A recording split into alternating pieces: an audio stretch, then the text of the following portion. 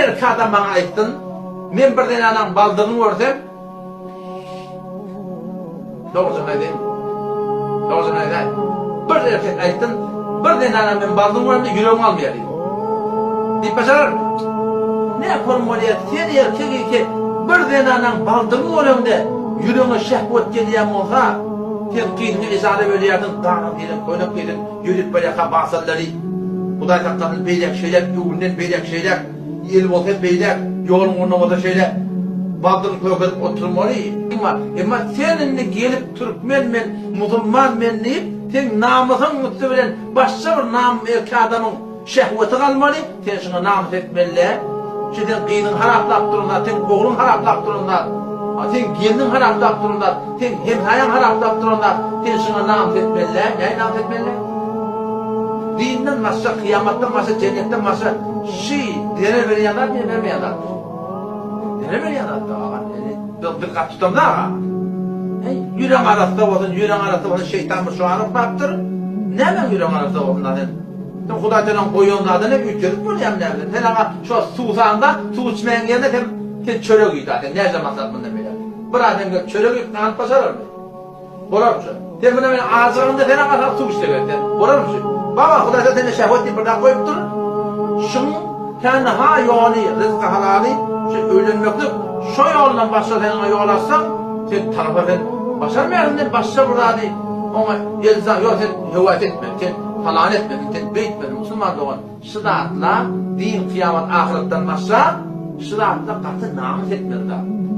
Şıdat bizim oğlanımız da aile, bizim kıyındamız da aile, bizim gelinimiz de aile yanası Müslüman doğan. Hem çırak şu görünmeyen mikroftan korkuyor da, şimdiden de katı korkmalısın var. Katı korkma. Onu perde etmeden, namızın perde, tuzak hakanına, burada edenle, halkın oğlunu görünüp dursa şek etme. Keten kıyının hem sayan oğlun fesat edecek ya, ve eğer hem sayan kıyını olsa, yerinde çıkan eten oğlun görünüp dursa, kerde kadar şeyle gözde alıp bollu da adam, ten oğlunu sertlerse fesat edecek ya, çekemeyecek mi? Sertlerse fesat edecek ya.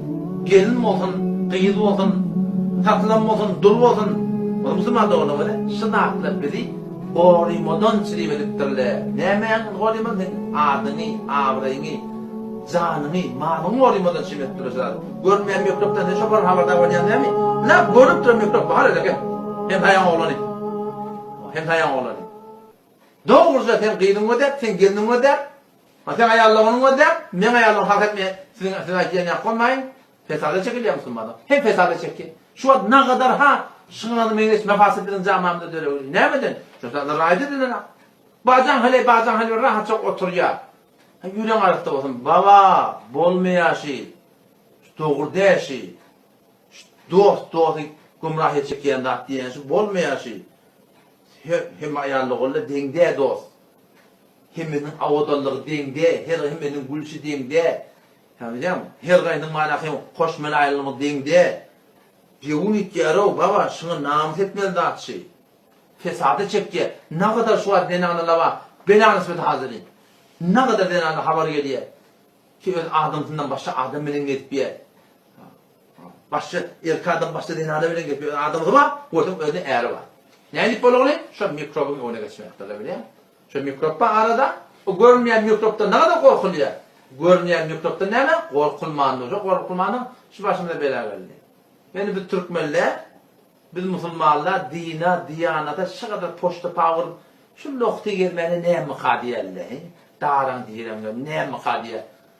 O karbiler öde, kafirlerler, şu atlan anırtına varıp övülüp dolu böyle. Zindigini dargattılar. Yani hanımadalı dargadı, effetler dargadı, hem bilen dargattılar, orada peyda yok, iyi övülüp dolu. Müslüman diyorlar ya. Biz şu kadar hicaba, dine, diyanata, poştu bağırıp, bana Kur'an'ın kadrını bilmeyen var, amal edilmeyenler, amal ettiğinde mahsar edip ya da, öyle sen kafirle Müslüman olup ya. Allah Teala bana sana ihtiyacı yok, Müslüman bol, bolma. Kuday Teala gümen etmeyenlerine cemaat öğretiyor. Müslüman. Müslüman şimdi mikropları havada olmalı.